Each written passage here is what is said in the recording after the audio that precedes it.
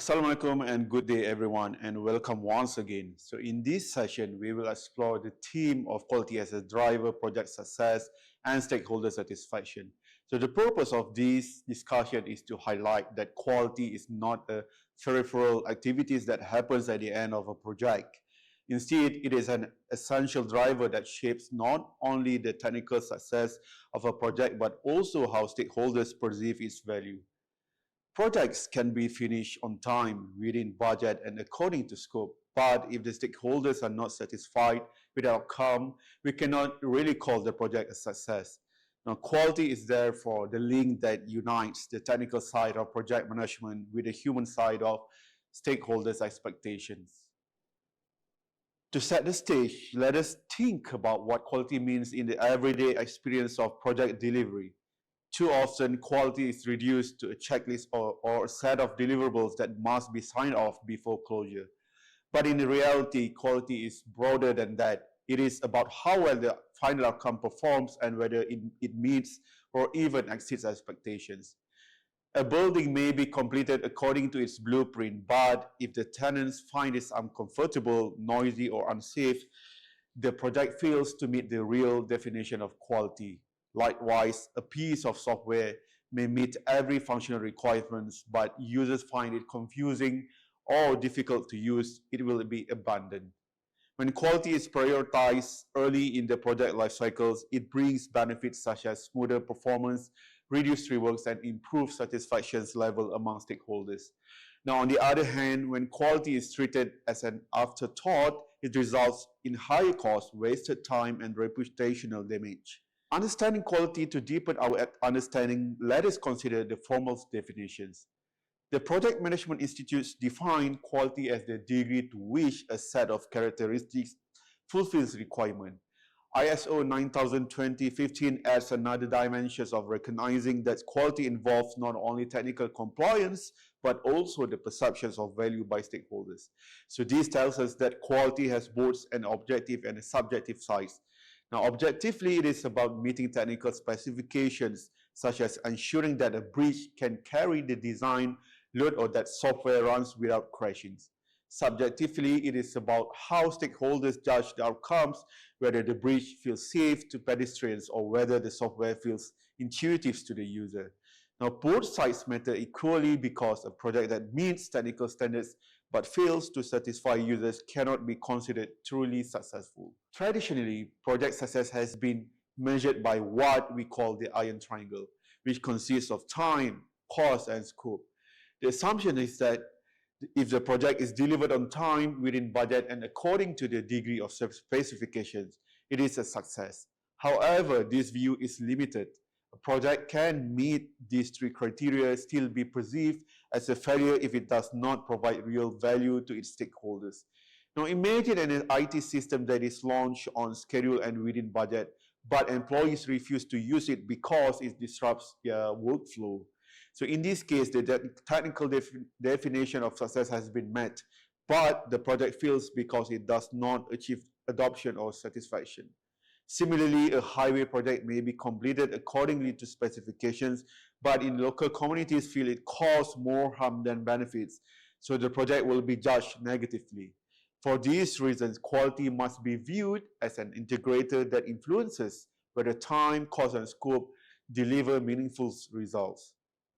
When we talk about stakeholders, we must think broadly. Stakeholders are not only the client or project sponsors, they also include end user suppliers, regulators, sponsors, and even communities affected by the project.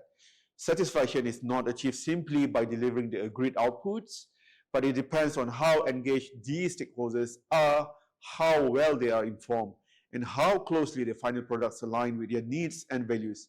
So this is where the voice of customer approach becomes crucial.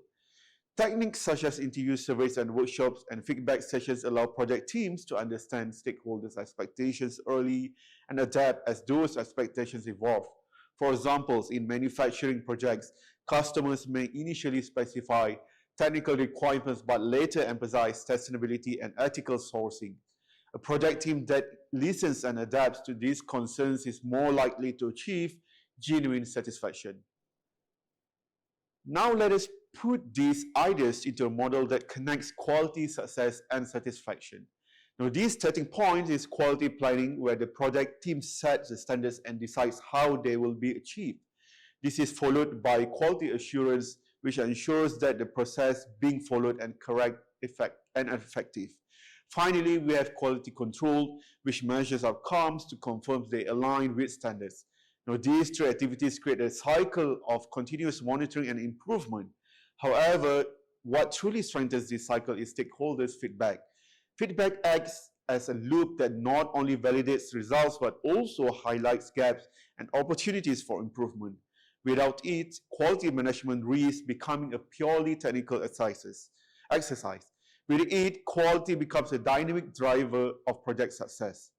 Now, frameworks and methodologies, several established frameworks support the pursuit of quality in projects. Now, PMBOK recognizes quality as one of its core knowledge areas, outlining processes for planning, managing, and controlling quality. ISO 9001 offers a structured approach that emphasizes leadership, customer focus, and continuous improvement. The Six Sigma, through its DMAIC process, define, measure, analyze, improve, and control, it provides a rigorous methodology for reducing variation and ensuring consistency. So these frameworks are not limited to theory, but they are applied daily in industries such as construction, electronics, and IT. For example, ISO 9001 certification is often requirements for construction, contractors bidding on government projects, while Six Sigma is widely used in electronics manufacturing to minimize defects and improve efficiency.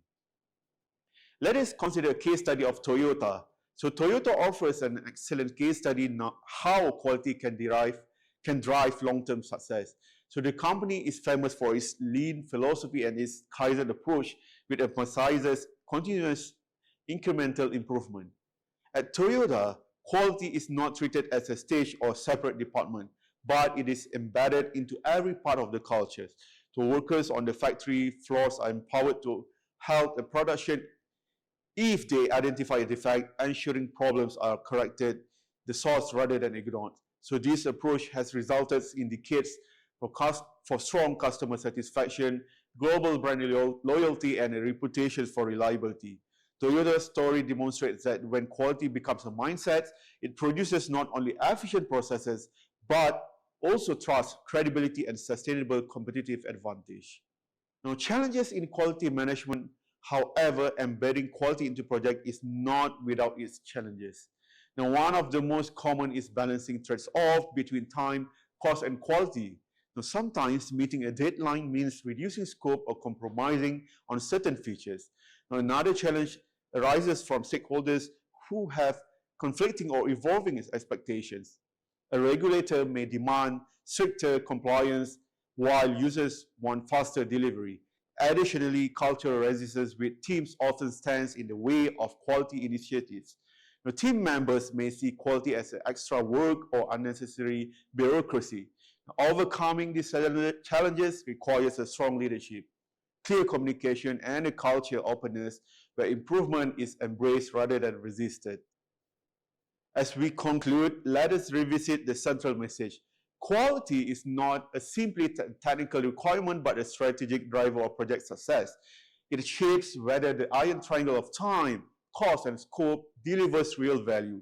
It influences whether stakeholders feel engaged, respected, and satisfied.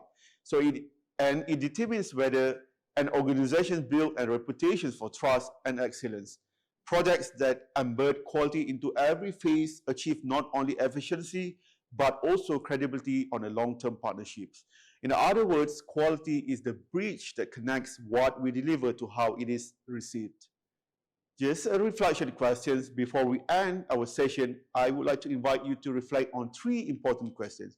So the first, how can effective quality planning reduce project risk, and can you identify some examples from your own experience or observations where poor planning led to failure? Now, secondly, is it possible for a project to be technically successful but still fail in the eyes of stakeholders? And what does that tell us about the importance of perceptions in project success? Now, the third thought is that as emerging project leaders, what can you personally do to promote a culture of quality within your teams and organizations? Now, these questions will help you to connect theory and to practice and consider how you can champion quality as a driver in your future careers.